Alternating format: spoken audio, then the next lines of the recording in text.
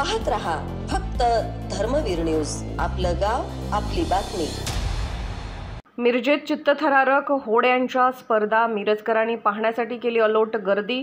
सागरदादा वनखंडे यांच्या वाढदिवसानिमित्त अनोखी स्पर्धा।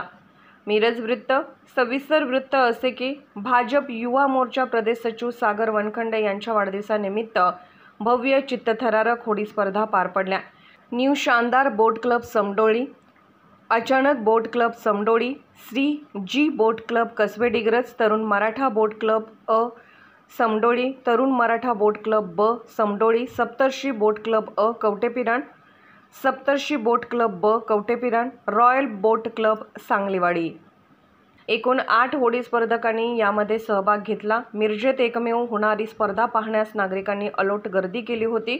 एकूण 3 राऊंडमध्ये ही स्पर्धा पार पडली। प्रथम क्रमांक सप्तर्षी बोट क्लब कवटेपिरान, द्वितीय क्रमांक तरुण मराठा बोट क्लब सांगली, तृतीय क्रमांक श्री जी बोट क्लब कसबे डिग्रज या स्पर्धकांनी पटकावला। भाजपा अजा मोर्चा सरचिटणीस मोहन वनखंडे, जनसुराज्य पक्ष युवा प्रदेश अध्यक्ष शिवप्रतिष्ठानचे नितीन चौगले यांच्या शुभ हस्ते बक्षिसाची रक्कम व गोल्डन ट्रॉफी विजेत्या संघास बहाल करण्यात आली।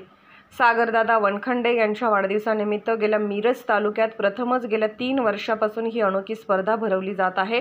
मिरजेत एकमेव आगळी वेगळी ही स्पर्धा होत असून कृष्णाघाट परिसर गर्दीने फुलून गेला होता।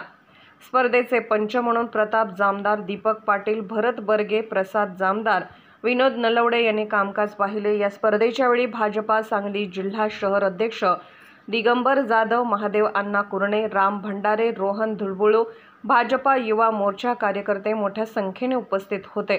धर्मवीर न्यूज, विक्रांत लोंढे, मिरज।